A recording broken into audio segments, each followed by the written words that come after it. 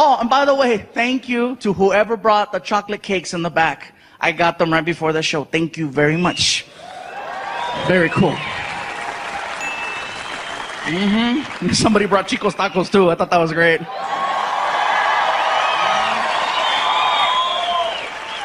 Now, you guys here know what I'm talking about, but everybody that's watching at home, they're like, Chico's tacos? Oh, what the hell is that? It's an El Paso tradition. If you come to El Paso,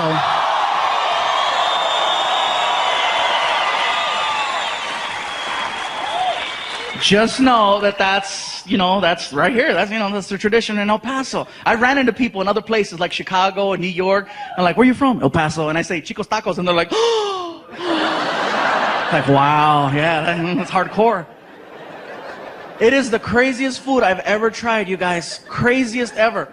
Reason is, they give you these little taquitos and there's like a sauce and you pour it and like the taquitos float and then it absorbs. And I never thought I'd see the day where I could drink a taco.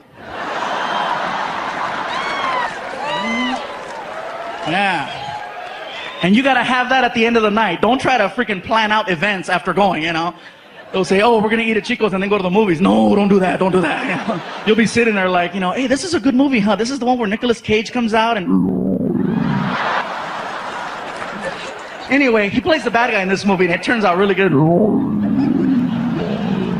Then all of a sudden...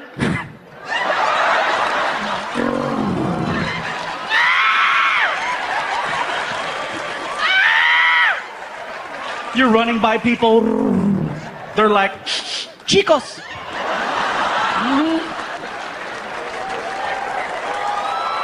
El Paso tradition.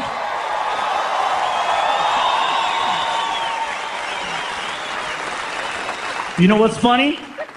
Is that a year from now, there'll be people watching this all over the world. Just like the first DVDs in Canada, Australia, and Europe, this DVD will wind up somewhere in Australia. And there'll be people in Australia going, what the hell's Chico's? Frankie, we gotta see Chico's. You watch, man.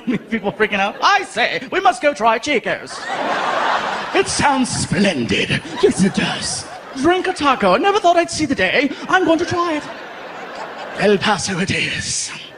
Hey, you guys, since the last time we were here, I've had a few things change in my life. Some things happened that were so crazy that I couldn't even believe that it was a possibility. First thing that happened was I had my first ever celebrity death hoax, meaning that someone faked my death on the internet and it went viral. Someone wrote an amazing article that was read by over 30 million people that was so good. Even I was like, oh my God, I was so nice. TMZ reported it for 30 minutes until they called my publicist and confirmed that I was still alive. The article said that I had died October 31st from complications of type 2 diabetes. And in my head, I'm thinking to myself, that's a hell of a day to kill a diabetic. You know what I mean? That's like killing Santa on Christmas Eve. 30 million people read this article. No one thought to call me. Except Martin. That's right. Martin was the only one that called me. And I think that was just to verify that he still had employment. I got that phone call. Hello? Martin was like, hey, you dead? No, man, I'm good. I figured you would have texted me. And I would have, because that's the kind of friend I am, I even asked my son Frankie, I said, Frankie, did you hear I died? That's what they meant. I go, what do you mean that's what they meant? Well, my friends were asking if you were okay. I go, what'd you tell them? I hadn't seen you. And so, well, apparently I died. Welcome back. And that's another thing that's changed, you guys. My son Frankie is now 18 years old.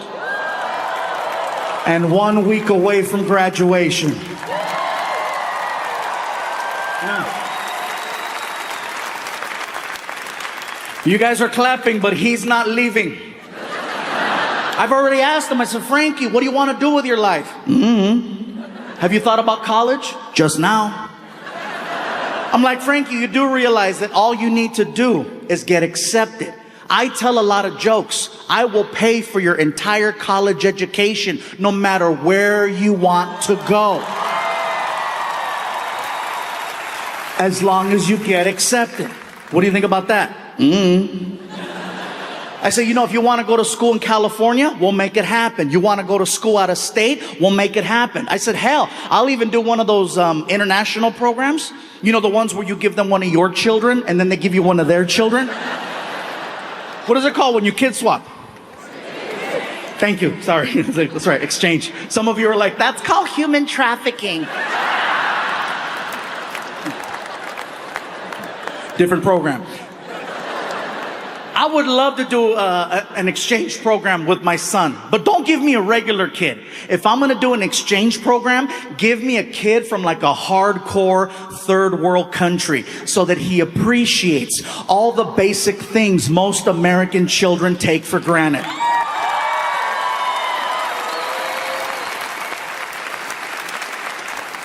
That's why I say, give me little Tombutu. Give me Tombutu. I would love Tombutu, and Tombutu would love me. Mr. Fluffy? Yes, Tombutu. I was wondering, what time do we go to sleep? You go to sleep whenever you like. This is your room. We sleep next door. All of this is for Tombutu? Yes, all of this is for Tombutu. In my village, 2 families sleep in an area this big. Well, here in America, one big-ass Mexican kid sleeps right here. Enjoy. And then I would take him to like IHOP or Denny's and let him order whatever he wants and just watch him lose it. This is the Thanksgiving I heard of. Thank you, Mr. Fluffy. Thank you. If there is anything Tombutu can do for you, please tell me. Anything. Can you help me take out the trash? For you, I will eat the trash. Getting back into the swing of things, we have definitely come a long way from 2020. The fact that we're in a sold-out stadium, elbow to elbow, ready to laugh, have fun. We've come a long way. 2020, you guys, I gotta just thank my dogs. I gotta thank my dogs because my dogs kept me sane. They kept me happy. They kept me focused. Because I was so depressed. I was sad. I didn't know what to make of things. Do we have any dog owners? Yeah? See, dog owners, you know what's up. No other animal in the world will give you 100% like a dog. What, cat? No. I'm sorry. No disrespect to cats or cat owners. But cat owners, you know as well as I do. Your cats, because I know you got more than one. Your cats look at you like you live in their house. You walk in, you try to scold them for something. And then when you try to talk to them, they turn their back on you and show you their butthole. And you're staring, you're like, oh my God, it's so dark. Only a dog will give you 100% of itself. That's why they get so sad when they know you're about to leave, and why they get so happy when you come home. You are literally everything they've been looking forward to. And now you're back! I know for a fact, nothing on this planet loves me more than my dogs. I said this last night and someone said, what about your son? I said, nothing loves me more. I could leave my dressing room for 1 minute or 1 hour. When I come back, the reaction is the same. It is the greatest moment ever, every single time. Oh yeah. My dog Vinny will jump off the couch and run towards me top speed. And then when he gets to me, he jumps up and down. And he makes a sound like a... You can almost hear, where were you? Where were you? Where were you? And he pees everywhere. I used to get upset that he would do that, but then I thought about it. My dog loves me so much, he cannot control his own bodily functions. That's why when I would go home, I would immediately pick him up before anything. And then my girlfriend would get mad. How come you don't come to me first? I said, because the dog loves me more. How do you know I don't love you more? I said, I don't see a puddle. Mira, dry. Yeah, she didn't like that, sorry. But yeah, these dogs, man, let me tell you. And I apologize if I'm kind of stuttering or I'm not as focused right now. I have never been distracted by a blimp with my face on it.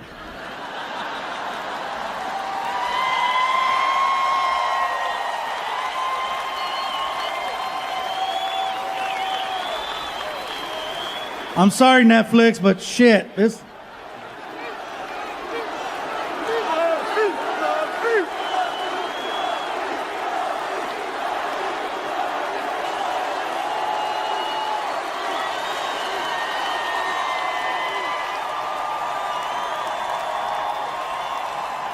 This is like a birthday and Christmas.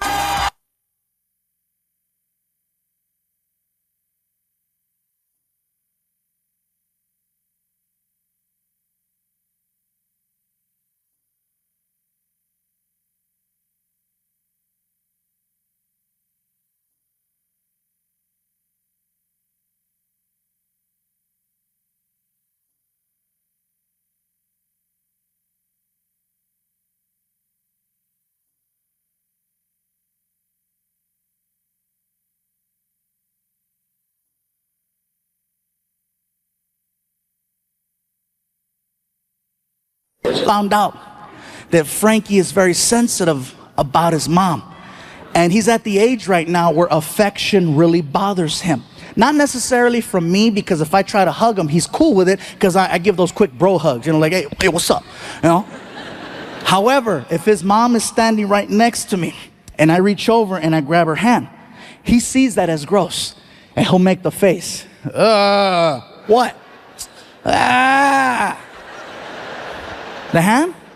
That's gross, Dad. I go, that's not gross, Frankie. That's not gross. Baby, open your mouth.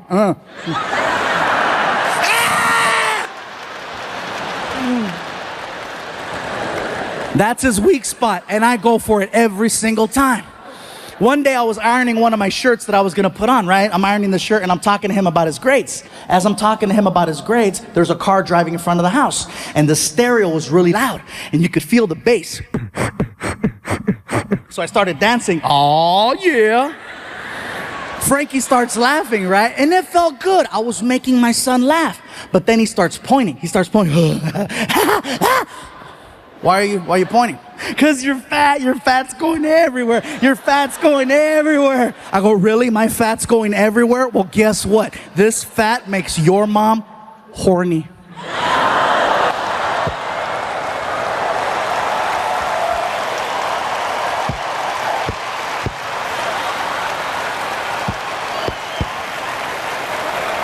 And he's like, ah! If I ask him to do something and he doesn't do it, like for example, as parents, you want your kids to go to sleep by a certain time because you need them to wake up in time to get ready for school. Frankie's cutoff is 11 o'clock. It's pretty late, if you ask me, for a kid. Sometimes he'll push it to midnight. And he'll play dumb. Oh, I don't know what time it was. Yeah, whatever, you're only holding a clock. But I get it. I used to play dumb too. So then he'll walk in his room and he'll say, oh, good night, Dad. And he'll close the door. And he thinks he's slick. He takes a towel and he starts rolling up the towel. And he puts it under the door so that I can't see the light coming from the TV. Sounds pretty genius, right? But hello, cover the rest of the stupid door. He freaking turns on his big ass TV and it looks like immigration's breaking into his bedroom. And so what happens is he'll stay up until 2, 3, 4 o'clock in the morning, and he's supposed to wake up at 6. His alarm goes off and he sleeps through the alarm. And it's a real alarm. It's not a radio. It's freaking whole house awake. Him? And it's right here. So I gotta get out of bed and I go over to his room and I open the door and I kick the stupid towel out of the way. And then I walk over,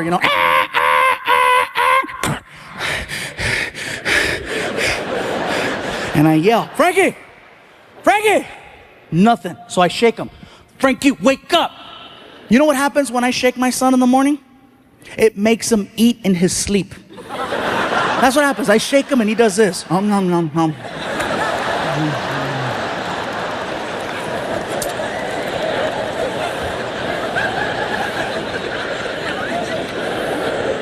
So you know what I do? I get on top of the bed and I slowly lay on top of him. And I apply my full weight, bro, all of it. Slowly, and you could hear him. Oh God! Oh God! You're too big! You're too big! And then I whisper in his ear, that's what your mom said.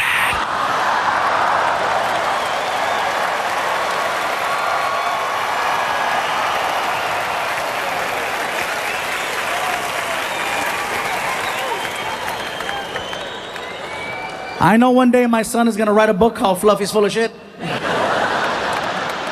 It's kind of crazy.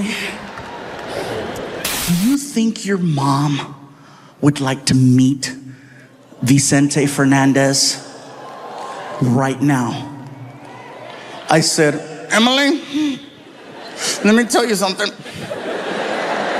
If she says no, I want to meet him.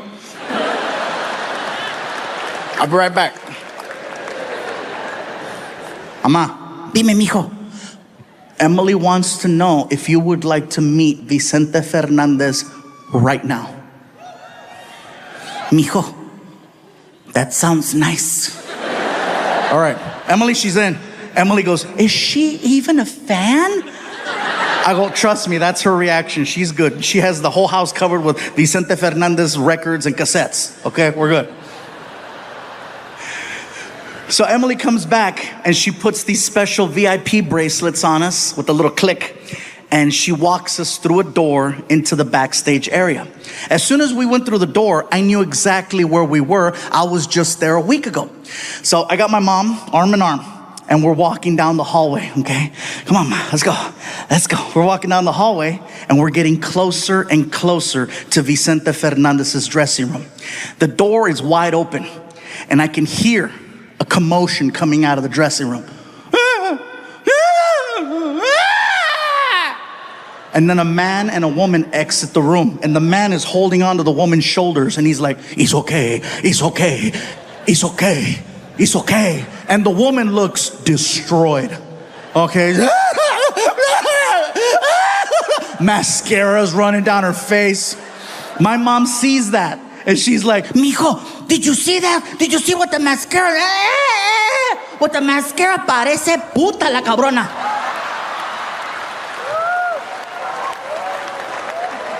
Sorry, puta means friendly. So we get by the door, and the closer we get, we start to see a guy in the room. He comes to the door. In the room, there's three people, okay? There's Vicente Fernandez, the photographer, and a handler.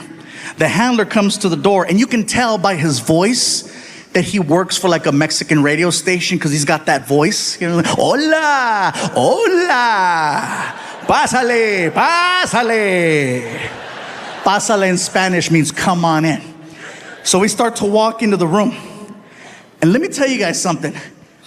If you grew up listening to Vicente Fernandez from a young age and you get the opportunity to meet him, it is seriously a religious experience. My mom and I are entering the room. The only thing missing is the freaking You don't look at him, you look at the floor. Out of respect, you just look at the floor. Come on, Ma. We get all the way up to him and I see boots. And when I see the boots, my mom and I both just... He knows what you're doing. He knows you're checking him out. So what he does is he poses, okay? Vicente stands there and he poses. He'll have the sombrero, the hat, to his side. And then he doesn't look at you. He looks away. And he sticks his chest out. And he stands there looking like a big-ass bottle of Tapatio at Costco.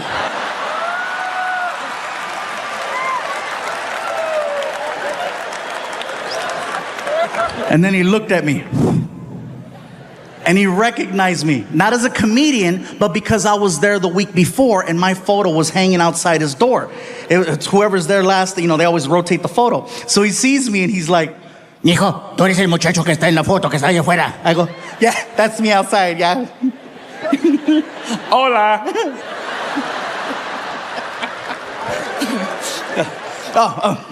Vicente, I'm sorry. Le presento mi mamá. I'm like, oh my God, I think I just offered up my mom to Vicente Fernandez. She's like 73, better late than never, ma, get him. My mom starts walking up to Vicente. He was so nice.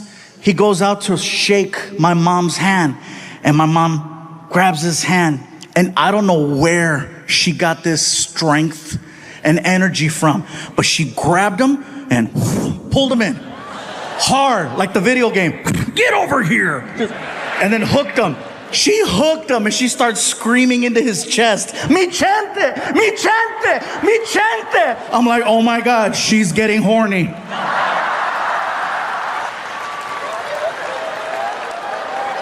And he knew too. Because he was like, quítamela, quítamela. The photographer, the handler, and me, the three of us, is what it took to pull her off of Vicente. We sit her down, she's bawling. Ah! Mascara's running down her face.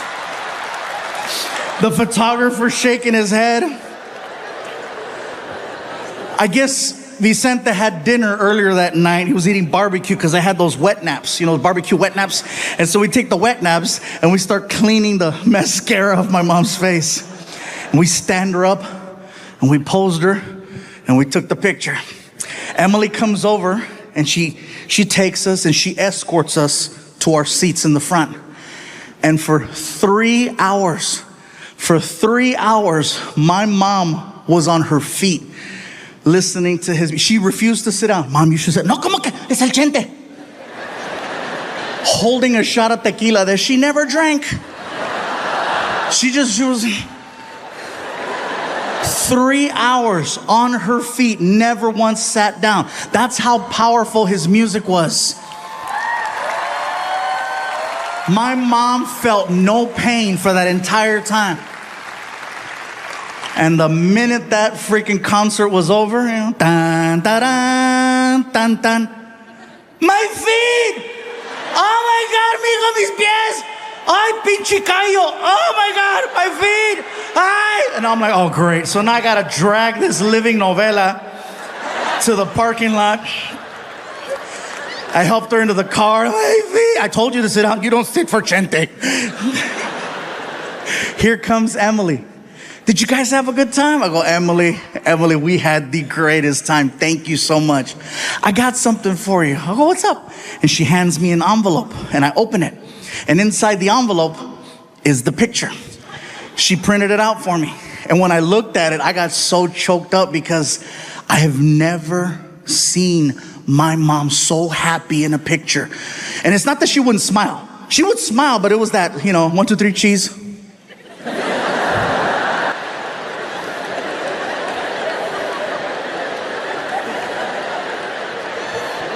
But this one was like, and what makes it extra special is that is the last photo I have of my mom, and she was the happiest. And I know that that moment wouldn't be possible if I did not do this for a living.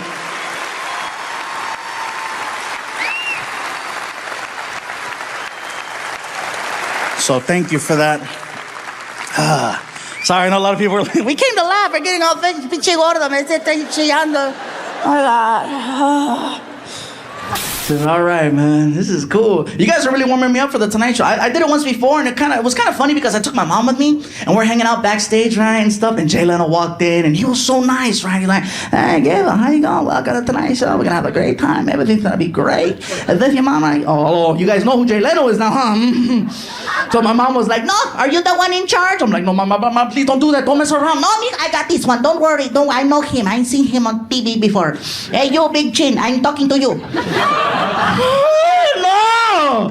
He was so cool. Mr. Iglesias, very nice for you to come out to the show. Support your son. This is great, fabulous. He gets my mom loaded with margaritas. So as soon as I come out, you hear Jay Leno go, ladies and gentlemen, Gabriel Iglesias. And I come out, right? I'm like, what's up? And you hear my mom, go, Mika!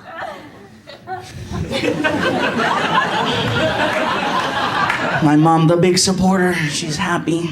She is, man, because at first she wasn't too hot on the whole idea of me doing comedy. Some of the biggest dreams I had, one of them was to do the Apollo in Harlem, New York. I told my mom I was going to do it. She goes, mijo, te van a hacer boo.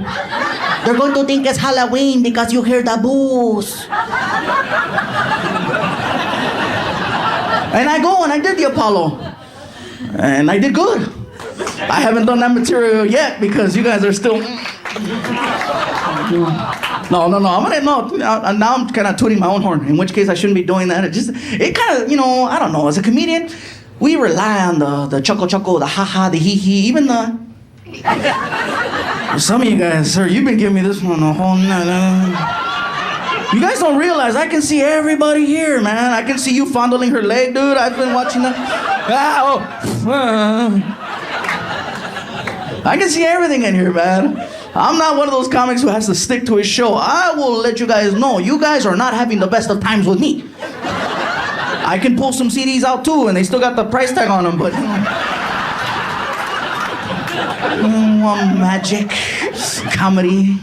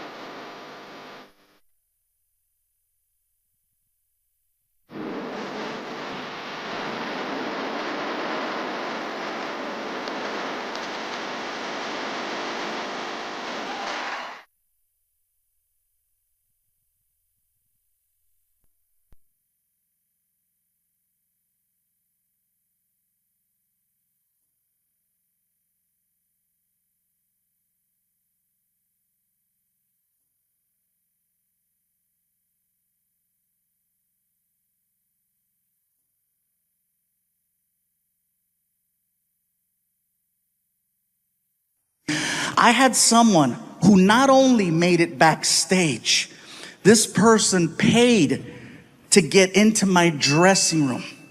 Okay? Yeah, he didn't pay me, by the way. He didn't pay me. I'm an honest hoe. Okay? I made no money that day, all right? Yeah, if I would have gotten paid, you wouldn't be hearing this story. Here's the thing. I walk into my dressing room from the bathroom. I just finished showering up and I'm in a towel. I walk into the room, come to find out later that this man was a very wealthy businessman in the community, okay? And when I walked into the room, he's wearing a very, very nice suit. So when I saw the suit, I didn't give it a second thought because he looked professional. I thought maybe he was the general manager of the building, one of the concert promoters. He could have been someone's agent. So when I walked in the room, I'm like, Tao, like, can I help you?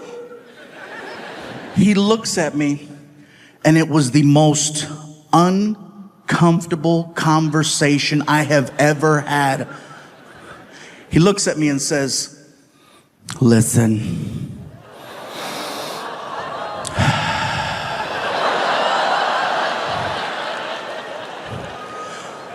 I am not here to waste any of your time.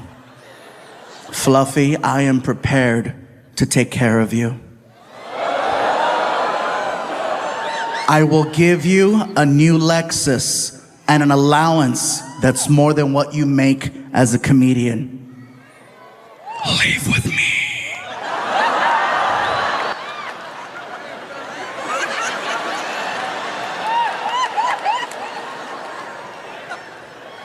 I was never more disgusted and offended at the fact that I was not gay.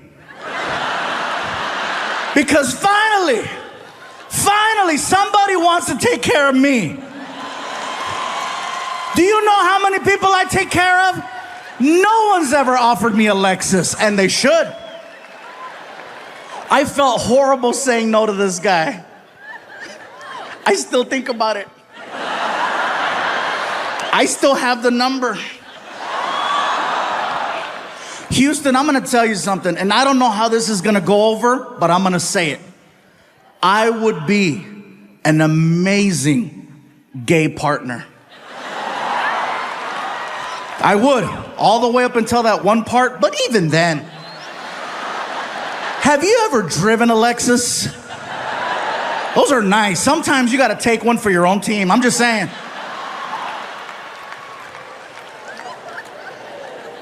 Now, in all seriousness, not to be funny, not to be disrespectful, let me tell you the reason why I would be an amazing gay partner. The level of communication between two men is so high, I might actually get an answer. There might be clarity and understanding. I might hear a yes. I might hear a no. Do you know how many relationships I have been in where I still don't know the outcome to certain conversations? Very simple yes or no questions. That's what I would do. Something as simple as, baby, you hungry? Well, I haven't eaten yet, so I probably should eat something, but I'm not feeling it right now. But if I don't eat right now, you know how I'm gonna get later. So I guess it's probably a good idea if I start eating right now. But it really depends on the options. What do you think? Ah!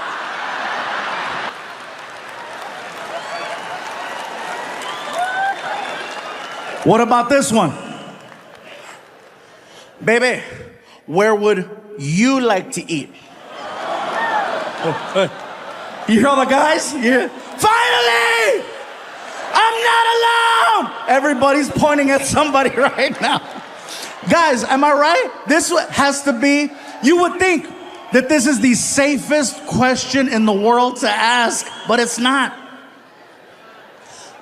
Well, just pick something. You know me, I'm go with the flow. Whatever you decide is okay with me. You know me already, just pick something. All right, we're going to Burger King. I don't like Burger King. Why do we gotta go to Burger King? Burger King gives me chorro. Chorro is Mexican diarrhea.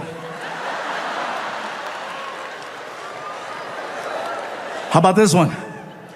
How do you feel? Really? Really? You want to know how I feel? Well, you know, maybe if you'd pay attention from time to time, you might know how I feel. You might not need to have to ask me such a question because you would already know exactly how I feel. The amount of time and energy I've exhausted to let you know how I feel, and you have the nerve to ask me, how do you feel?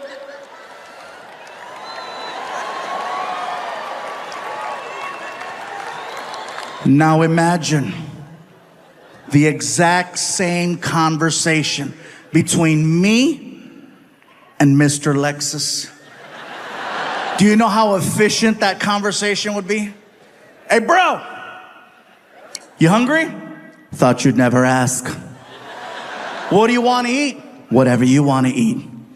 We're going to Burger King. I love Whoppers. Me too. We go to Burger King and we tear it up. We get back home and I ask him, hey, how do you feel? Horny. Me too. How do you want to do this? Heads or tails? It would be efficient.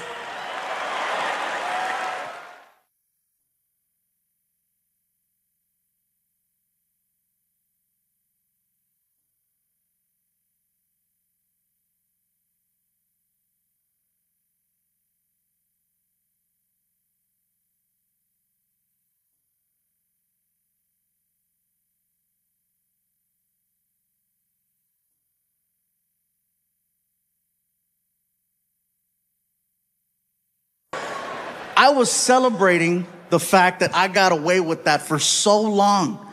For so long. I snuck backstage at Chris Rock. I snuck backstage. Until karma showed up one day in the form of the most extreme fan I have ever had in 20 years of me being a comedian.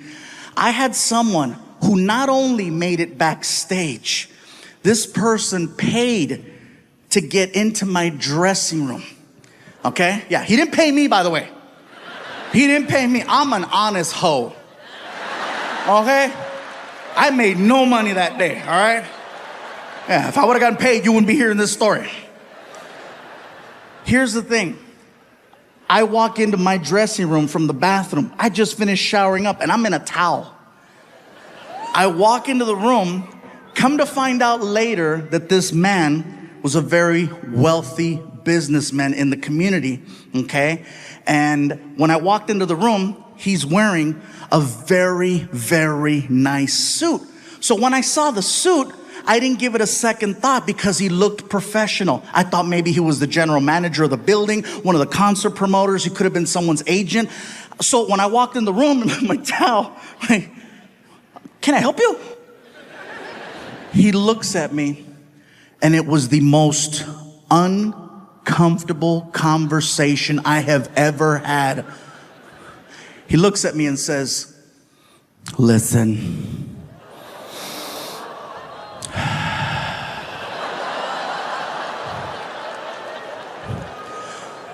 I am not here to waste any of your time. Fluffy, I am prepared to take care of you. I will give you a new Lexus and an allowance that's more than what you make as a comedian. Leave with me.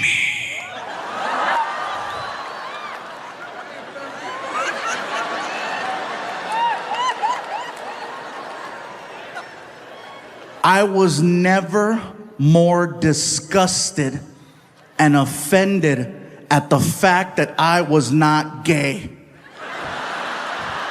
Because finally, somebody wants to take care of me. Do you know how many people I take care of? No one's ever offered me a Lexus, and they should. I felt horrible saying no to this guy. I still think about it. I still have the number. Houston, I'm gonna tell you something, and I don't know how this is gonna go over, but I'm gonna say it.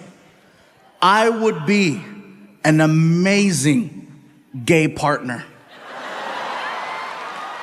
I would, all the way up until that one part, but even then. Have you ever driven a Lexus? Those are nice. Sometimes you gotta take one for your own team. I'm just saying.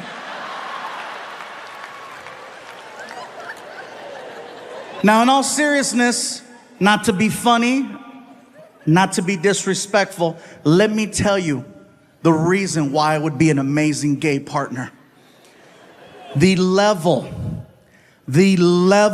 of communication between two men is so high, I might actually get an answer.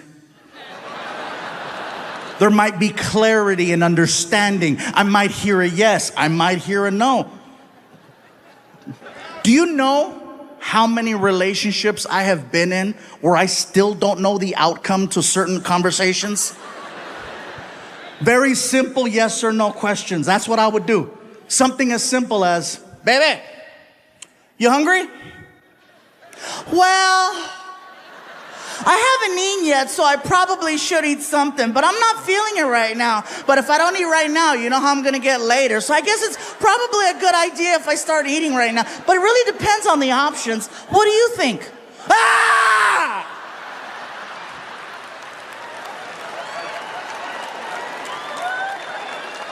What about this one?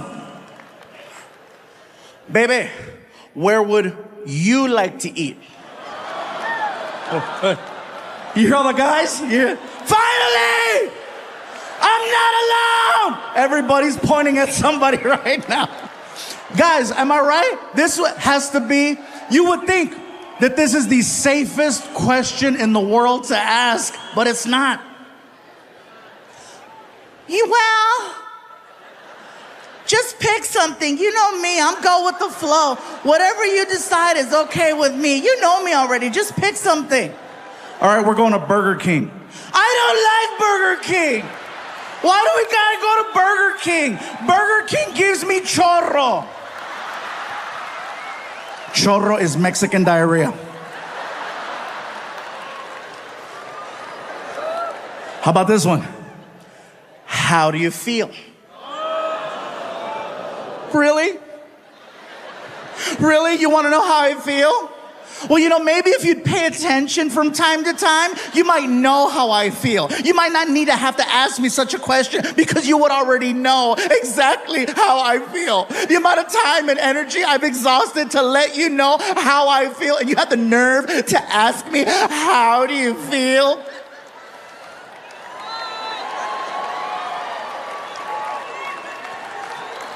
Now imagine the exact same conversation between me and Mr. Lexus. Do you know how efficient that conversation would be? Hey, bro, you hungry? Thought you'd never ask. What do you want to eat? Whatever you want to eat. We're going to Burger King. I love Whoppers. Me too. We go to Burger King and we tear it up. We get back home and I ask him, hey, how do you feel? Horny. Me too. How do you want to do this? Heads or tails? It would be efficient.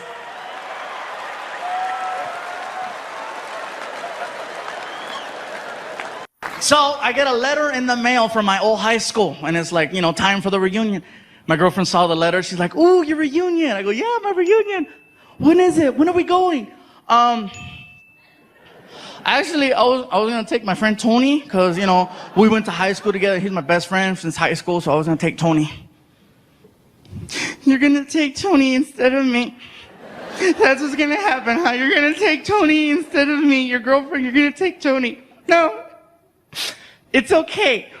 It's okay. You take Tony, okay? And I hope you have a great time. Oh, thanks. I knew you'd understand, baby. I love you. Don't ask too many questions, you know what I mean?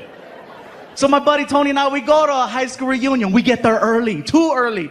There's nobody in the banquet hall. So we go upstairs to the bar area. We're watching a basketball game. Everything is cool until some guy recognized me. Hey, you're the comedian. What's up, dude?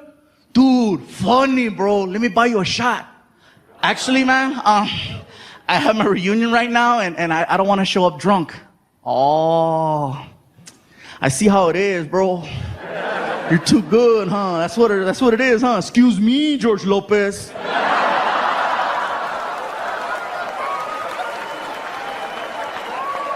Let's do the stupid shot.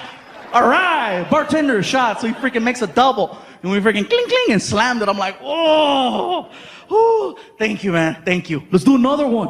Oh, hey, man, I'm okay. Thank you. See how it is, Paul Rodriguez? Let's do another shot. And he kept this pattern going. He must have had like 7 comedians behind his freaking wallet, one after another. I got so drunk. I was that level of drunk where you can't even walk straight. You got to look at the ground to navigate. You're just kind of.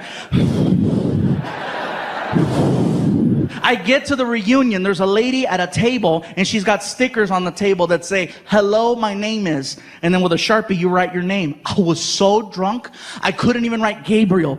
I wrote Flaco, which is Spanish for skinny. So, I freaking write that, stick it on, and we walk in. The party's going on, I'm trying to find a table. My buddy Tony took off. I couldn't find him. I'm sitting there. I'm like, oh my God. All of a sudden, the lights come up, and the class president is holding the microphone. Hello, everyone. Welcome to the Wilson High School class reunion. Let's just cut to the chase, find out what everyone's been up to, and keep the party rocking. So she pulls out a list. Who's done this? Who's done that? Who has the most children? Some girl in the back. 7. Everybody's like, puta. Now you remember. Okay. All right? She keeps going down the list. Who's done this? Who's done that? Who's been on television? Everybody at my table who wasn't talking to me before, they weren't talking to me before. Now they're like, right here, right here, right here. I'm like, no, I'm drunk, no, shh. Sure enough, here comes the girl. Oh, we have a celebrity over here. Come on, say something. Get up here, Flaco. Come on, Flaco, get up here. No, I'm okay. Oh, come on, get up here. Are you too good or what? So I got mad and I jumped up. I'm not too good.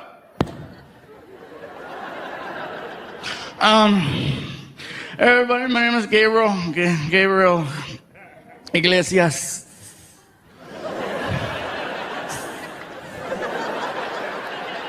I don't want to say a whole lot right now because I've been drinking and I don't want to say nothing stupid. It's really nice to be here with everybody.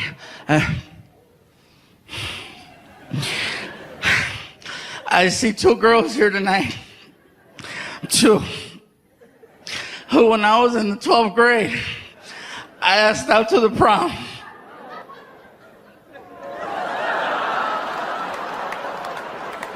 And they said no. Well, you know what? It's okay. Let me go. It's okay. You know what? It's okay because like she said, I've been on TV.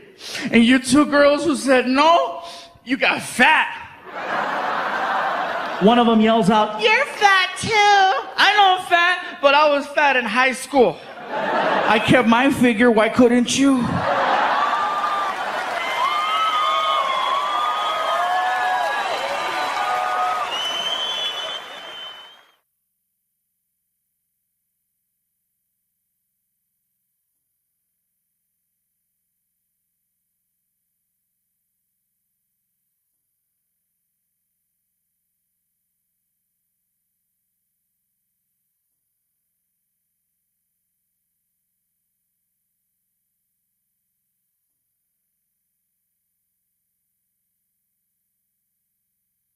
Because, after 2019, I wasn't sure what was going to happen. Honestly, for me, I thought that 2019 was the best year I ever had in comedy. And the reason why I say this is because I was this close to hosting the Oscars. Yeah. Pretty sure I got a good chance next year.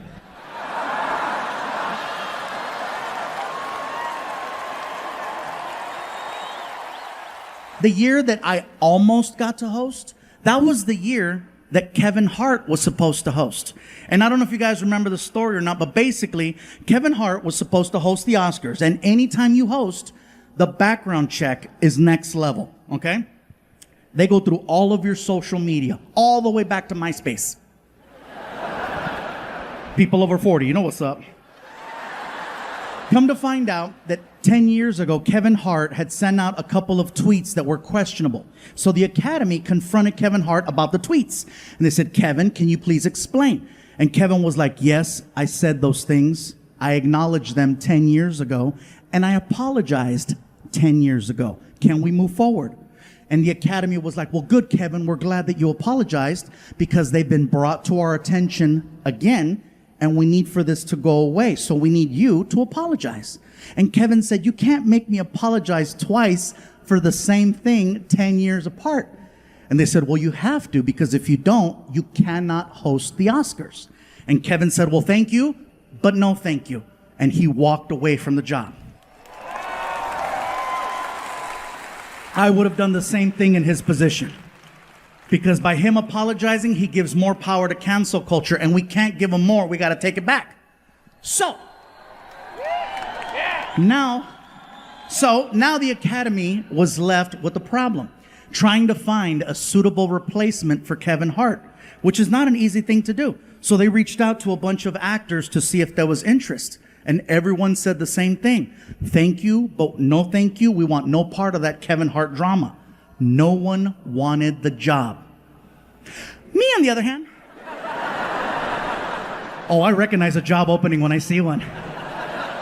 So I had my manager call the Academy, and the Academy was thrilled to hear from anyone.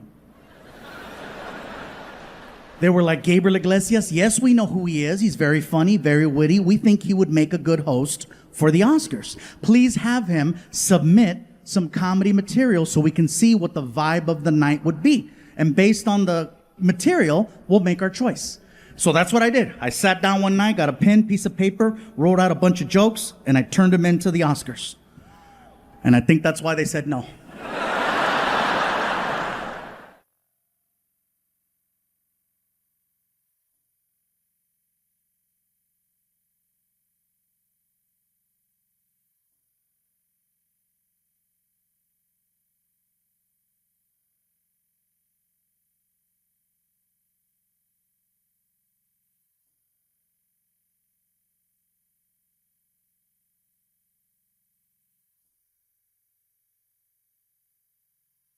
I have a bus driver named Dave who has never received any credit, and he's been working for me for almost 10 years now. This man has successfully gotten me to every single comedy show on time without fail.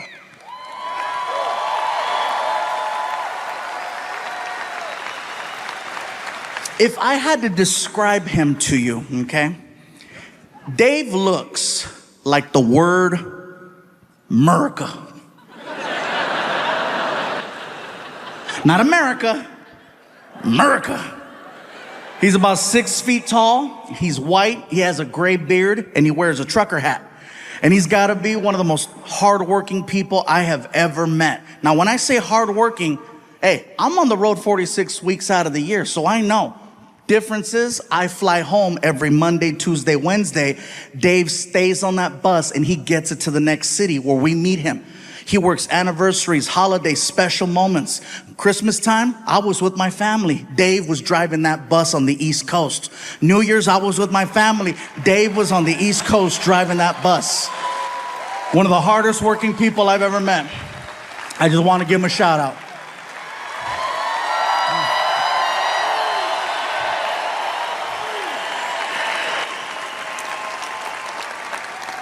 In addition to being hardworking, he's very honest.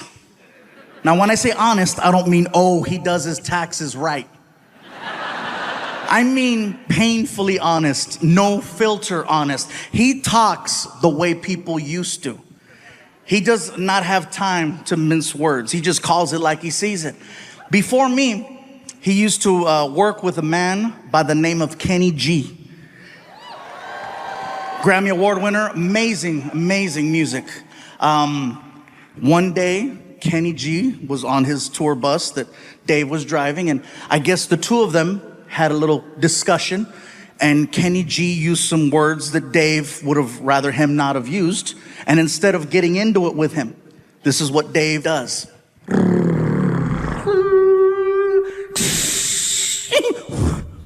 Kicked Kenny G off of his own bus. Because he would rather lose his job than lose his self-respect.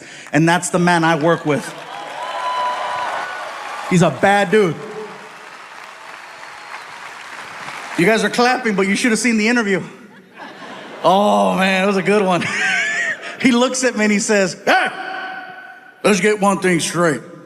I don't give a shit who you are. You treat me right, I'll treat you right. You pay me on time, you'll live. Not to mention the fact that he keeps that tour bus squeaky clean. And he takes a lot of pride in that as well. One night, I was drinking on the bus, and I go to put my cup down, and I missed the table, and the cup hit the floor. I didn't get up right away to get the cup, because I figured I'm gonna get up in a couple minutes and make myself another drink. I'll pick up the cup then. Dave sees the cup on the floor, and then he looks at me and says, hey, I ain't sure, mama. Pick that shit up.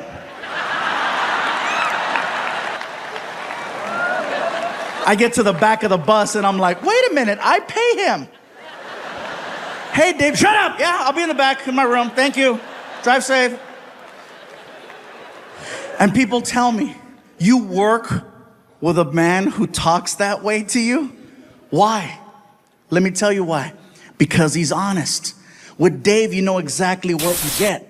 Nowadays, it is so hard for me to tell who's being genuine and who has an agenda. And with him, you know exactly where you stand. If he likes you, he loves you. And if not, you're on the curb with Kenny G. That being said, I have a story to share. About 1.5 years ago, maybe longer, we're on the bus and we're heading down the highway. Just so you have kind of an understanding of the bus layout, let's say this is the front. Here's Dave, the driver, empty seat, and then a sliding door that goes in between him and the rest of the tour bus. My buddy Alfred and I are in the living room portion and we're watching TV. We're watching the news. And on the news, there's this person who is running for some type of office. No particular office. And I guess their big plan is to erect a structure between two bodies of land. Somewhere. And I guess they want one side of the structure to finance the entire project. Well, my buddy Alfred and I, we have a lot of family that works in construction, and we know a bad job when we see one. So we started to voice our opinion out loud about how we felt about this person and what they wanted to do. We're being very loud. So loud, Dave can hear us. And then we hear Dave.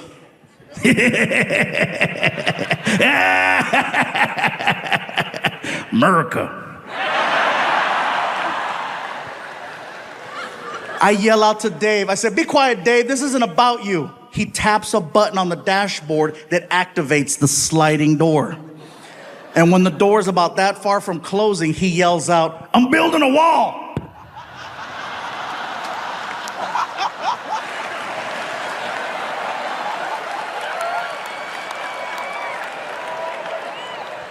I couldn't even get upset because I was too much in shock over the fact that that came out of someone 4 feet away from me. My buddy Alfred and I, we look like chickens. We're like... My cell phone goes off. I take out my phone, and there's a text message from Dave. And I said, "That's right, he better say I'm sorry. He better say just kidding." I open up the text message, and it says, "And you're paying for it."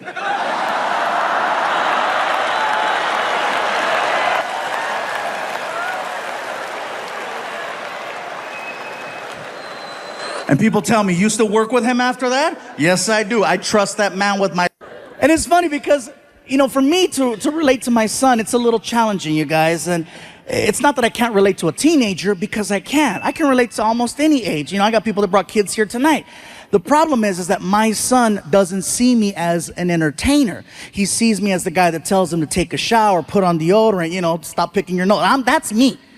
His friends, on the other hand, I'm like a god to his friends.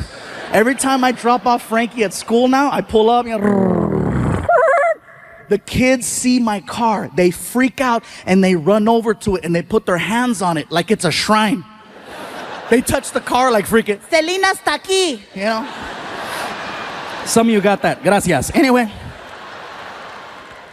Then the kids start shaking my car side to side, chanting, "Fluffy, Fluffy, Fluffy." And Frankie's in the front seat, pissed. He's pissed. He's like, "This is bull."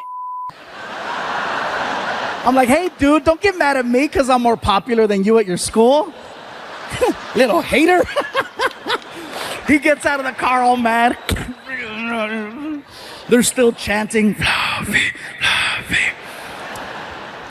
The thing is that our worlds are very different. His world revolves around Grand Theft Auto, the video game, YouTube, and girls.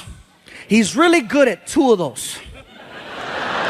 The other one, not so much. And it's not that I'm trying to be a hater about it. It's just that I tell Frankie, "Listen, you need to start having more conversations. You need to become more talkative and interact like this." See, he'd rather text than talk. That's his whole thing. I'm like, "Dude, you gotta learn, you know, start to talk to me. I wish you would talk to me more." You could learn a lot about talking by talking to me. I'm just saying, I only do it professionally. But no, he'd rather text. It's at the point now where if I'm in the house and I yell, "Frankie, did you take out the trash?" Nothing. All of a sudden, cling. I take out my phone. No. But if I say, "I got money for you," freaking Houdini, right? "Oh, hello." Because you can't text cash. That's my big thing right now. I just want him to take out the trash. He's 16 years old now. He should have been doing this since he was 10, but, you know, better late than never. And what he does is he'll sit in the living room and he tunes out the rest of the house. He sits there and he'll put on these headphones that I got him for Christmas a couple of years ago. These Beats with the freaking studio button, and it cuts out all of the sound. They are so strong that when he starts watching his YouTube videos, he can't hear himself laugh. And for me, that is the funniest thing in the world. I'm in the other room and I can hear him. This is what I hear.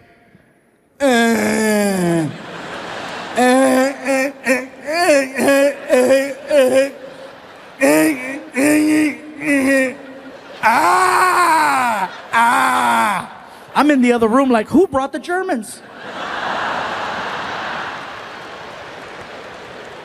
And so I walk out into the living room and I see Frankie and he's laughing at his phone and I gotta flag him down. I go, hey. And he'll take him off. What's up, Dad? I go, Frankie, Can you do me a favor? Can you please take out the trash? Okay. And then he puts them back on. What? Now? I go, yes. Now? When you ask me for a ride, it's because you need a ride when you ask for it, right? Not later. Then he says, where are we going? Just take out the trash. And then he does it. He takes out the trash, but he acts like he's doing me the biggest favor in the world. And he stares me down and he doesn't break eye contact. He's like,